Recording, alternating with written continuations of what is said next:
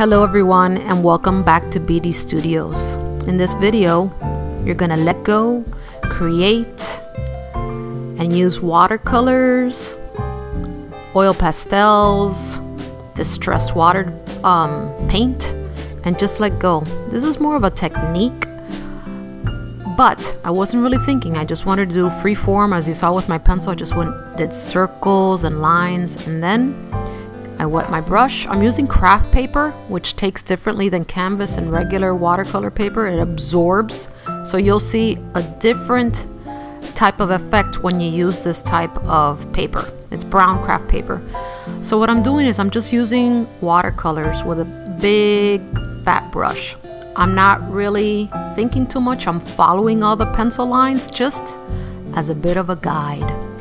Softly letting go and just following your lines, and no rules, just let go. So again, what I'm doing is I'm just using black watercolor. I'm watering it down because I want the lines to be muted and soft. It's not intentional, it's nice and soft.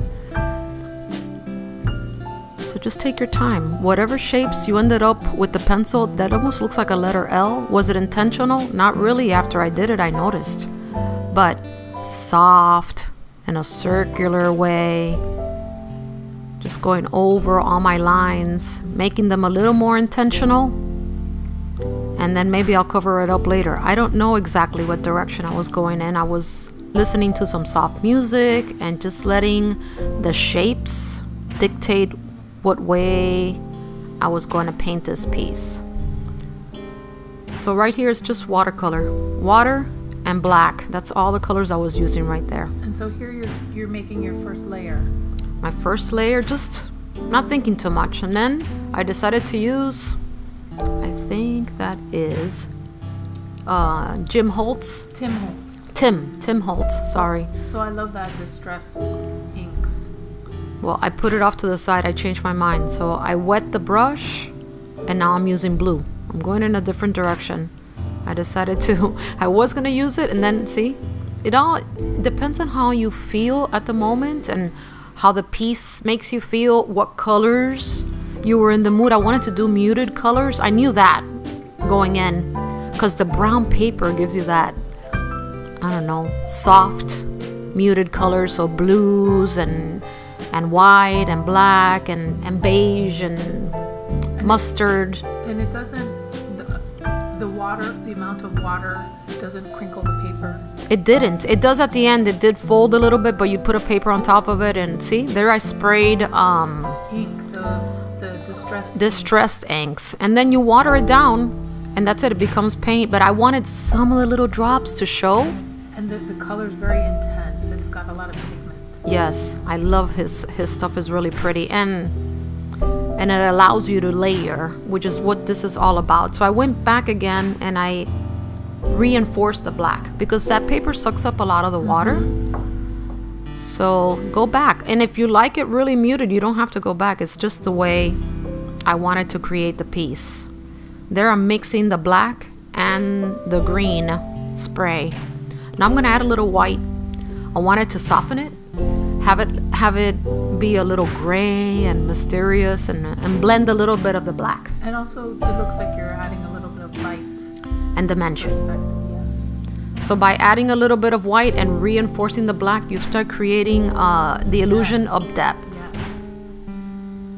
Oh, what am I doing here? Splatter. I love splatter. You know why? Because it's not intentional. And that's the white paint that's kind of translucent. That's distressed paint in white. But you notice how you covered up part of your design, and it's okay. You just go over it. Let the piece dictate which way you want to go. You can't make a mistake. If you layer it and you don't like it, well then layer it again. Here I decided to add now oil pastels. These are big fat crayons. And what the white does is that it also adds dimension and depth because it's a different medium. So I'm kind of softening it a little bit, though it's not really water soluble, but when you put a little water, it does kind of mix the white with the black, the watercolor with things that are not water soluble. Right, and it kind of stands out, kind of pops It makes it pop. So I'm gonna add blue again here. And notice how I left it really watery. I didn't want it to be so on purpose. And then I pick it up again and I do make it less watery. So it's, you know, a matter of adding two different colors. Just by adding more water, you add color. So allow yourself to experiment. This is the best way to experiment. Get a bunch of paper and do a bunch of these one after the other. You can use them for journal pages. I like how you chose to mix the inks, the translucent paints, Yeah, the watercolor. This one is That's the also distress the paint. distress paints. And But so in- they don't have a lot of pigment, but you can kind of see through them. I love that. I love that it makes it a little mysterious. But there you see, I recovered part of the oil pastel, which is fine, and I mixed it. So you can color over the oil pastel. Yes, you certainly can. No rules. And you'll learn along the way. If you experiment, you'll learn along the way. And what's good about this is that it's just pages. Right. You know, it's not like you're making this, you're going to frame it. But guess what? After you're done, It looks great. you in a pop it frame. into a frame. It looks fantastic. But I just want to give yourself permission to experiment, you know. I've always said, oh, I don't work with that, or I don't use this, or I don't use that. But then you learn a little bit and you're like, hey, I kind of like this. So, Right. And I love how you're layering, again, another layer of the oil pastels. It just pops it even more. I wasn't happy. I wanted more pop. You may be happy with a softer look, but again, I wasn't really trying to come up with any specific design. Just whatever pleases your eye. And what happens is that a lot of times you have to look at a piece, turn it around like I do sometimes, and see it from a different perspective. I love how the watercolor goes over the oil pastels, but the oil pastels still stay in the forefront. Yeah, they pop through. What I'm doing right now is just adding a little more dimension with the black to make it pop a little bit more. Soft lines, harsh lines, curvy lines. With each layer, you get so much more dimension. Oh, there's the spray again. Oh, that spray has got a lot of pigment in it. It's so pretty. I really like it. And look, it makes a green because I had that beige under, that brown. So that blue turned into a little bit of green, which is lovely because now it balances the green that's on the bottom corner. Look at that. And I'm spreading the bubbles. I didn't want it to be two little dots there, so I'm just kind of spreading it. But if you like the dots, then go for it. This is more of that translucent distress paint in white. More. I wanted to add more because more is more. More is more.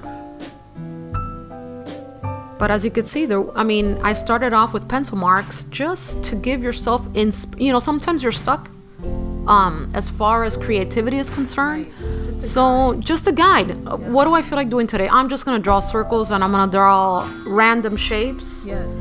And then let's see what turns out. And that's what I did here.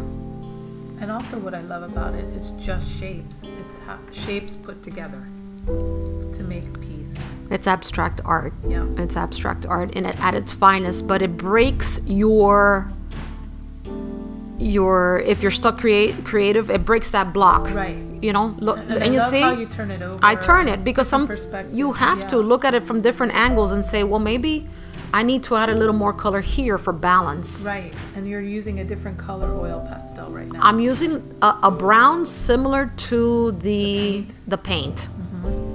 But when you use the pastel, you get all that crayon texture effect, I love the textures. which is fun. So Look what I'm doing now. I'm pushing it with another brush to create. Is that a dry brush? Well, the one that I used it to squish it like that was a dry brush with thick bristles. So all I did was make it a little more muted instead of being so much like a crayon. And I love that technique of taking a dry brush and smoothing stuff out, giving stuff a little bit more shape, those kinds of things. I think that's a great technique. See, I'm adding a little bit more dark color.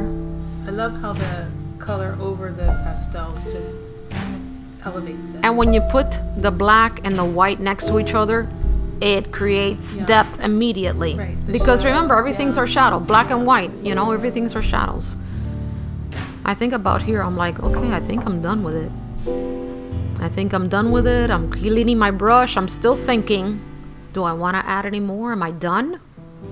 I love how it's I'm sorry that I'm shaking, but it's on top of the table and I think I'm moving the camera. Yep.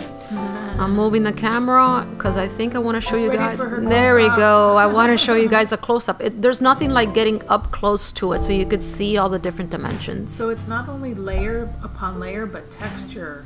Different textures. Different material give different textures. Yeah. I hope this encourages everyone to pull out all the art supplies you have on hand and just throw it on top of the table like I did and experiment. Ah, magic. Bye. Please remember to like and subscribe so I can bring you more videos. Till next time, stay focused, stay centered, stay creative.